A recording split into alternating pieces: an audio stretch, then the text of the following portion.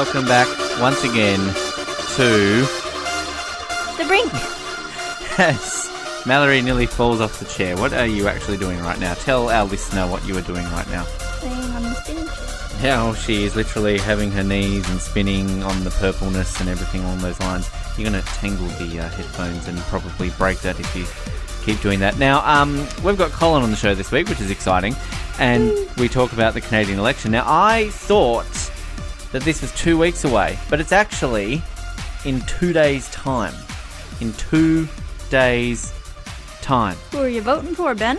I can't vote for anyone, Mallory, which is a shame. But it's an interesting chat with Colin. But oh, you're nodding your head like a chicken right now. Are you going to be watching your phone when you're at work on Tuesday to see... Well, actually, you'll probably be home. I'll be home. Yeah. Well, it's an exciting time that night because not only is the Canadian election on, but the final trailer for Star Wars will be on as well. So what are you more excited about, do you think? The election. The election. I don't think I've ever heard you say the words that you're excited for an election. What else has been happening during the week for you? What exciting things have been happening? About wedding dress? You tell. This is actually exciting. Sorry, tell our listeners about you buying this wedding dress. I bought a wedding dress. I bought a wedding dress. Do do do do do. Mallory bought a wedding dress. I was actually hoping for a little bit more explanation rather than just singing into a song. I thought my song was good. Again, waiting for the explanation. Well then, the bridal shop that I like and I wanted to get my wedding dress from was having a sale. And I wasn't sure if I was going to go to the sale. And then they messaged me and said, hey, look, we'll open the sale 2 days early for you and open a special appointment for you so you can come and look. So I went and I got the steal of the sale. Now tell everyone how you got the steal of the sale. What specifically made this a steal? My dress was $250, but it's worth like $1,500. So if you've got it for $250, like what's wrong with it? Does it have like rusted clasps or things, or does it have like a poo stain on it? Why? How can they? Yep, it has a poo stain. How on can it. they slash it from more than 50%?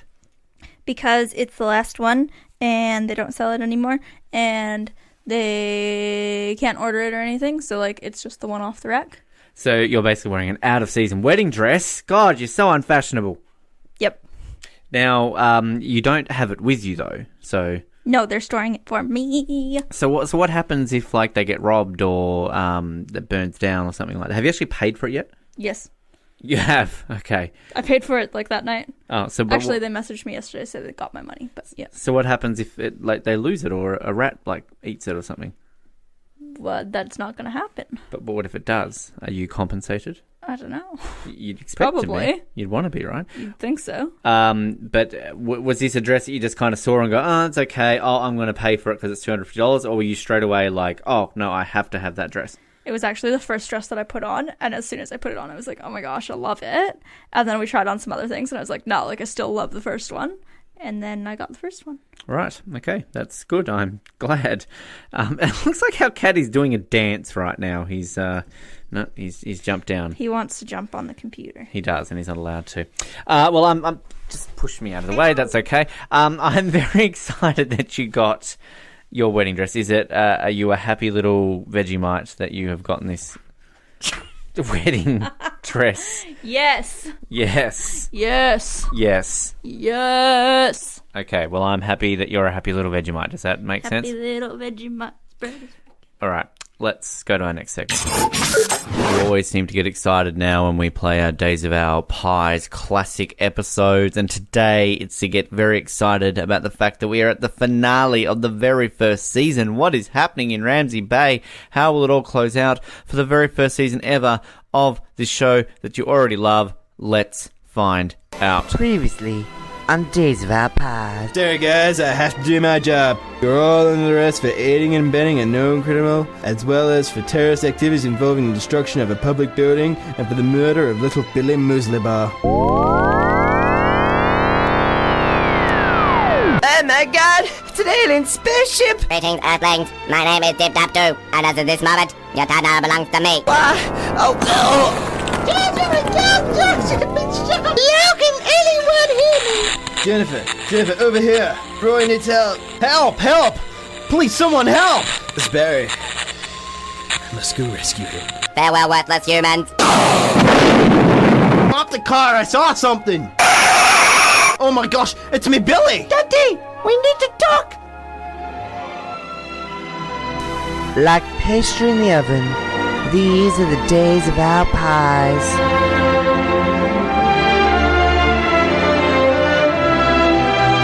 I'm Lisa Jones, and these are the days of our pies.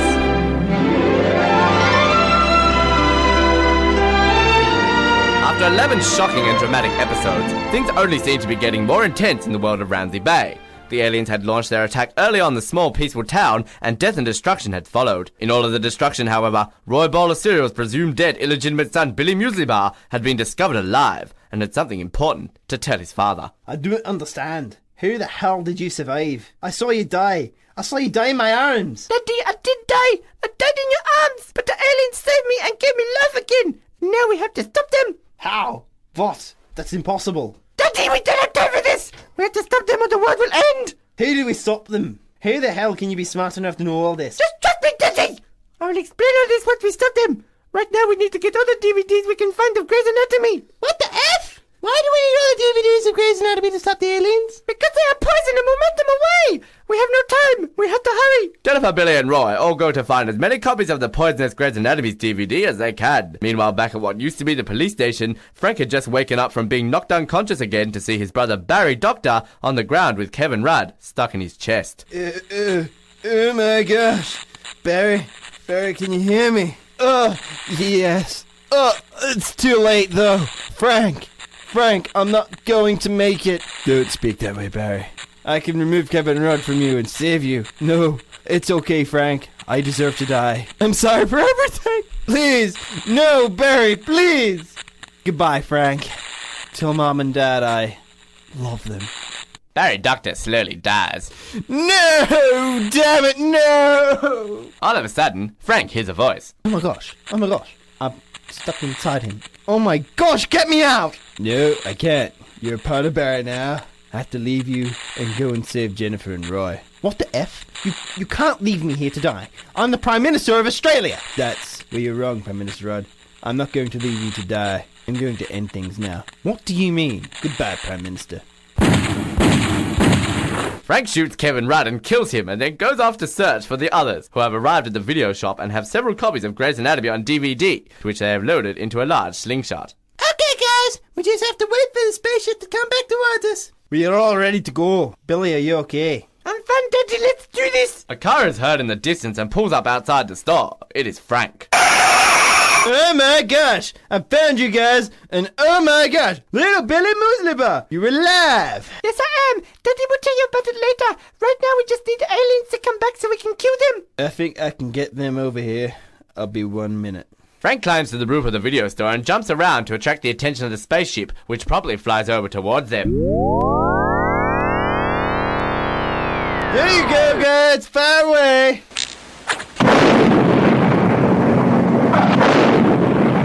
Jennifer and Roy pull the slingshot back and fire all the DVDs at the spaceship, which soon crumbles to thousands of pieces and blows up in a massive explosion. Dip Dap Doo flies out from it and crashes in front of the video store, realizing he has been defeated. Damn you Earthlings. You found our only weakness, the most poisonous substance known to man. Grey's Anatomy. Die, you hideous creature. Jennifer shoves a copy of Grey's Anatomy down Dip Dap Doo's throat, causing him to melt and die. Frank, Jennifer, Roy and Billy all stand and look at the destruction the aliens have caused and reflect on a horrible day. Holy crap, what a day.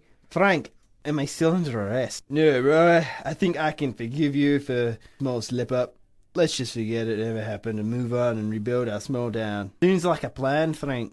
Jennifer, would you like some help looking for George? No, it's okay, Roy. As silly as it sounds, I think I've moved on and found someone else. Already? But you don't even know if he's dead or alive. Deep down, I know he's dead. Right now, there's only one man I care about, and it's you, Frank. Jennifer leans in and kisses Frank deeply, who soon returns the kiss. Jennifer, is this for real? It sure is, Frank. I know you've been in love with me for ages, and I realized that when you saved us from the aliens, that you were the man I wanted to be with. I will always love George, but for now, You're the one I love. All four of them get in the car and drive off. Meanwhile, at the other end of town, a pile of rubble slowly moves and a hand appears. It is the hand of George Pyman, who has just survived being shot and crushed by a building.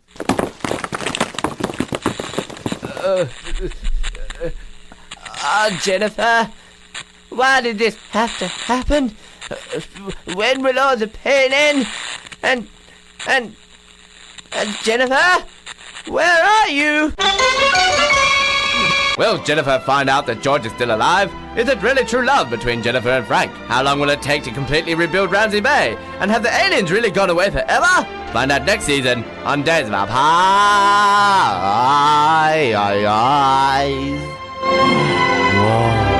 Who could have believed that all of that could have happened, and who could have believed that, of course, there will be a season 2? Well, there was a season 2, and that will be starting to be played for you as of next week. Now, usually we do some form of quiz. Now, we did one a few weeks ago, like a Star Wars one. But let's update it. But I need to not look at the answers. But you won't see the answers. Like, you've got multiple choice here. But you've now watched the original trilogy as well as the prequel trilogy as well as Rogue One. You've basically watched 8 of the 10 movies. You've only got the 2 Disney sequels to watch now. How are you feeling right now? You've just seen the Ewoks. I like the Ewoks. Did you like that one the best? Grr. Did you enjoy that one the best? Probably. Okay, that's good to know. So these ones are all based on the original trilogy that you've just watched, and that's why some of these... I don't know the answer to the first one, and I'm stressed. Well, some of these questions are a little bit skew-if now because the answers would change based on some of the other ones. But anyway, all right, so first question. Who killed the Emperor? Was it A, he didn't die, B, Leia, C, Darth Vader, D, Luke? I don't know. You just watched this movie. I know. Final moments. Luke versus Vader, and the Emperor was striking him with lightning. Darth Vader got all angry. So Darth Vader is the answer. Darth Vader is the answer. Although technically, now that we're about to see the rise of Skywalker, and apparently the Emperor's returning, it could be A, he didn't die. So, anyway. Question number 2. What is the colour of Obi-Wan's lightsaber? Is it purple, green, red, or blue? Green. Blue. Speaking. Green. Is it green or blue? Green. Are you sure about that? Blue. Blue? Go with blue. What's the answer? It's blue. Who tells Luke, join me and I will complete your training? The Emperor. The Emperor, Obi-Wan, Yoda, or Darth Vader? The Emperor. Are you sure about that? Darth Vader. Correct. I haven't gotten any right so far. What colour is the uniform of a TIE fighter pilot? Green, grey, dark blue, black. Which one's the TIE fighter? The one that I said I like the sound of that goes... What does it look like? It's like a flat bit, and a circle bit in the middle. Either black or really dark grey. Which one is it? Black? Correct. What movie... This is where this one would change now. What movie does the Emperor first appear in? Is it Episode 5, Episode 6, or Episode 4? I don't know. 5. Correct. Who was the final rescuer to enter Jabba's palace? Is it Leia, Chewie, R2-D2, or Luke?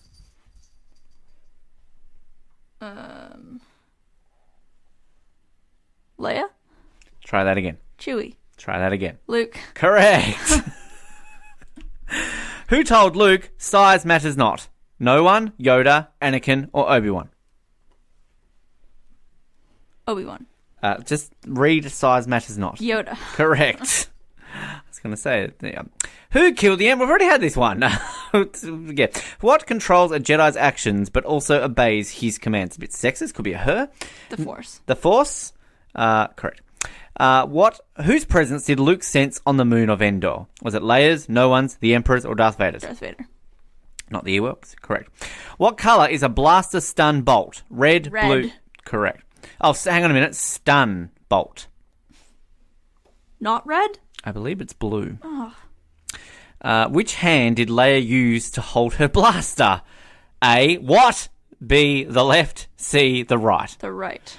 I don't even know that one. What did Han use to slice open the belly of the Tauntaun? Was it nothing, a lightsaber, a knife, or something with this thing? A sword. I have no idea. Well, you've got one of 4 chances here that you can guess. It's either a knife or a sword, because it's not a lightsaber. Are you sure it's not It's a a lightsaber? lightsaber. It's a lightsaber, correct. Remember, because Luke had passed out and he grabbed Luke's lightsaber and he chopped it open? What planet did Luke say gave him the creeps? Dagobah, Hoth, Solist, or Tatooine?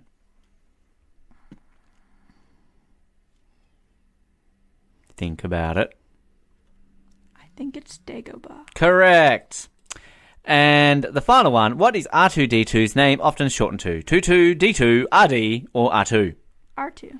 Correct. Let's double check here. This should be pretty... All right. You did excellent. You are a true Star Wars fan.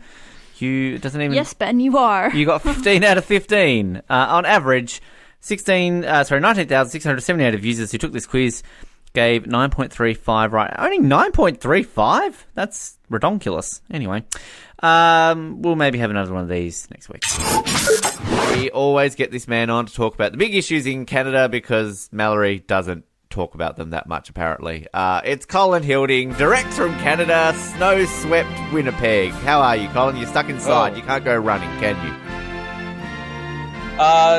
The funny thing is, Winnipeg got a massive winter storm in early October, which every once in a while you'll get some snow, but not like a massive storm. And this just was like a freak blizzard, never happened before. Because of like the weight of the snow and the winds that day, there were power lines down everywhere. Everything's melted now, but like the province is closed off. Like there's 10,000 people without power. There's you walk down a sidewalk and you got like a tree in front of you. It's crazy. So we're braving the 12 degree Celsius temperatures right now, the beautiful weather that is closed down our province for the second weekend in a row. But as Mallory would say, everything just looks the same anyway. So, I mean, has that actually changed anything in your city then? Like, it's just, tree down, that's just Winnipeg. Yep. Winnipeg. There it is. Hashtag, that's Winnipeg. We're about a week and a half away now from Justin Trudeau putting on some more makeup or something and standing up in front of a country and talking about things. Mallory watched the French debate about a week or so ago, which was fascinating. Other than that, I didn't really see much of the debates, but I heard they weren't that good. But how is the election going right now? What are we, about 9 days away from it? It's bizarre that I don't think there has ever been an election where people are less invested in whoever it is they're voting for, and yet there's beyond record turnouts for advance voting so far. Like it's up 41% or something like that from the last election for just advanced voting. I have a feeling that because people are so indifferent towards the leaders, Scheer is very polarizing, zero personality. Singh, everybody loves him, but really can't support his platform.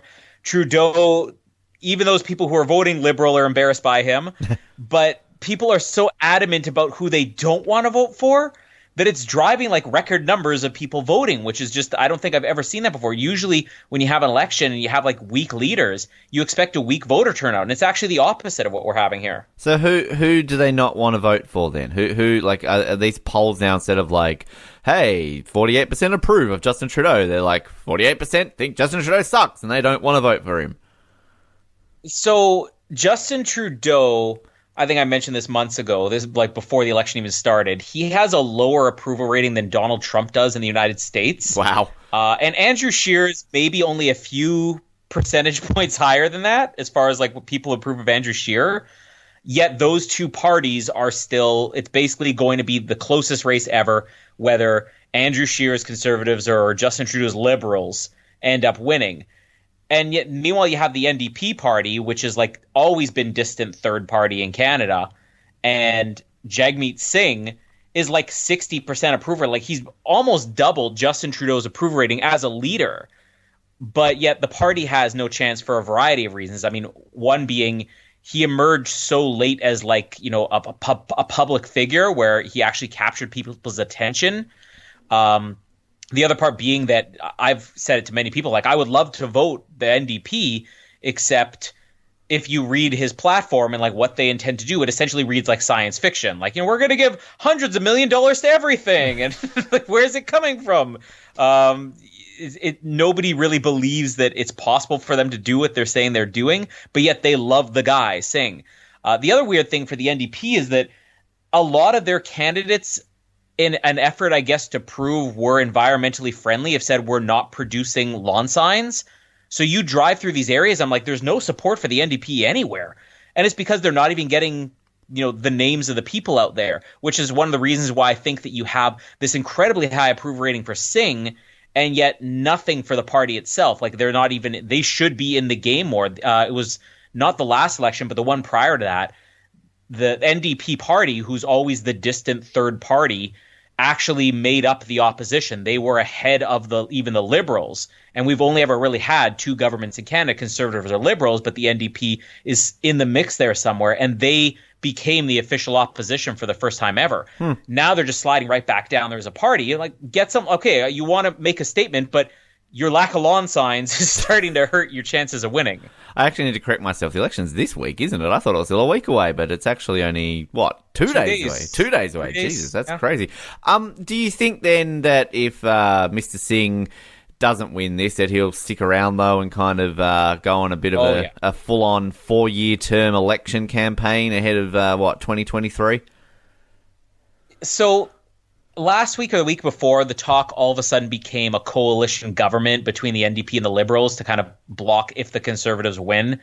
And Singh said he was open to that. And like 48 hours later, after Trudeau was like, I would definitely be open to that. Because Trudeau, of course, they say, so if you lose this election, would you be open to joining with the NDP? Yeah, sure. Anything. It's honestly desperate at this point, because this has been thrown around for the last couple of elections. Could there ever be a coalition between the NDP and the Liberals? And every time it's like shot down. No, we believe in our party, and we don't align with them on all these things. And he's like, I'll do anything. I'll join with the Green Party. I'll join with the Toronto Maple Leafs. Like, where do you want me to join with? Oh God, he'd lose then. But as soon as like that came out, Singh all of a sudden started backtracking, saying, well, I'm not quite sure anymore. I think that it's weird, because you could see it being in Singh's best interest one way or the other. There's no doubt in anybody's mind he could be a future prime minister. It's just a matter of if he stays with the NDP and does not form a coalition with the Liberals, I'm 100% convinced he could win the next election. He could become the first third party or NDP candidate in history to actually lead his party to forming a government, whether it's minority or majority. Although if he does the coalition with the Liberals, it's pretty much a given. Trudeau's gone in a couple of years anyways, and he's now the clear choice. And it's not so. Basically, I think Singh would look at it in terms of, I have a chance at actually making history and forming a government in 4 or 5 years. If I don't do this coalition, I'm guaranteed if I form a coalition. I tend to think that he would not form a coalition and be the guy who makes history, because I think that's better bragging rights, and then you don't have to compromise so much, and you don't have to, because you're going to lose a lot by simply being associated with Trudeau. Let's be honest at this point. It's a big night for you then on Monday night. You've got the Canadian election and the new Star Wars trailer. So what are you going to be doing on Monday night, Colin? Sitting in front of the TV? I don't want to vote, but like... You don't have to, right? So it's not compulsory for you. You don't. I mean, here's the thing. There's no way I'm supporting Trudeau one way or the other. So I'll be voting for another candidate. Our system's different. If there's any Americans listening, I don't know. Are you big in America with the Brink? Huge. Massive. The fan mail is... I'm still sorting through this week's, actually, funnily enough. It's... we have a different political system. You would understand it, because, basically the same type of makeup in politics. You're not voting for a president. We don't vote for a prime minister. We vote for a member of parliament. Mm-hmm. So essentially you're voting for the person who represents your area, and even the prime minister just has to be voted in for, the people in that neighborhood, and they just happen to be the party leader of the majority government. But I feel like people are treating, Canadian politics like it's American politics now. The guy who is the Liberal candidate in our area, who may very well be qualified, he may very well even be the best choice. his people came to the door months ago and basically said, we know people don't like Trudeau, and we're not telling you should support Trudeau. In fact, you shouldn't. But this guy is so good, you need to keep him in. And that instantly can I support a guy who, even though he's opposing Trudeau, is still opposing his own leader? I'm like, that's where I'm really torn. At least he's honest. It's basically a vote for... He's honest, yeah. Did he wear blackface? And he's... No, he didn't. That would have been great if he did, though. But it's just, I feel like even if I'm very opposed to Trudeau being reelected. Even if this guy is opposed to Trudeau, you are still running for him. It is still a vote for him. So I almost feel obligated to not vote for either of them. And I would be happy to throw away my vote and just make sure there's one less vote for the Liberals. But yeah, it is going to be tough. I'm going to have to make sure I get my voting done, before that there's any chance, because we don't even know the time of the Star Wars trailer dropping. But which one am I more looking forward to? Definitely the Star Wars trailer. I like just quickly looking at the 6 people here that they've got on their Wikipedia page of obviously the parties and all that, of where they're actually based, where their home electorate is. So Justin Trudeau's in Montreal. Andrew Scheer is in Saskatchewan. When was the last time you had a Prime Minister based in Saskatchewan? I don't know if there's ever been anything based in Saskatchewan to come out of this country. I also love the fact that Elizabeth May is based on Vancouver Island. So there you go. A bit of a close connection to home there. Quickly, though, that's the election. Well, I'm sure next week or whenever we'll talk about whoever's won, and great. I saw a video of Jagmeet Singh taking off his turban. He looked like Jason Momoa. Did you see that video? Mallory showed it to me, and Jesus Christ, he's a good-looking rooster. He looks like Jason Momoa when he takes that off. Not that saying he's not good-looking with it on, but it was crazy. He really looks like Jason Momoa. The NHL has started. Yay. Fantastic time to be a Canadian. Oh man, you were right. I'm looking at this now. That's Jason Momoa's dad. I'm telling you, right? There you go. He should have played that earlier. He would have got the female vote hotter than Justin Trudeau. Exactly. Come on. Justin Trudeau was so 4 years ago. This guy, he's in right now, Aquaman. How are the Leafs going? They're kind of middle of the road at the moment, aren't they? I mean, we're looking at a bloody table right now where Edmonton are on top. How are Edmonton on top? They're meant to suck.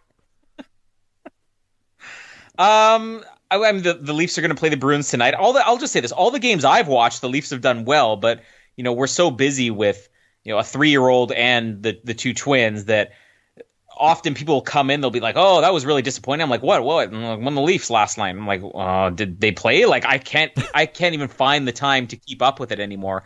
But I do check the standings and everything, and I'm like, "Well, we're still in a decent position for the Leafs. It's maybe." A slightly down from where we were last year, but we're at least in playoff contention.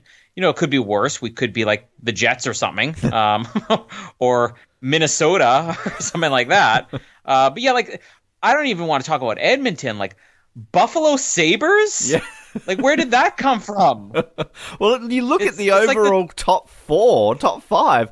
You got Edmonton on top, Colorado, that's probably expected, Buffalo, Anaheim. I can't even I should be sitting here talking about Calgary doing well. The other team's in 4th overall, and then Pittsburgh. So I mean, you'd say 2 of the top 5 currently in the NHL are there, should be. But yeah, Buffalo, Edmonton, Anaheim.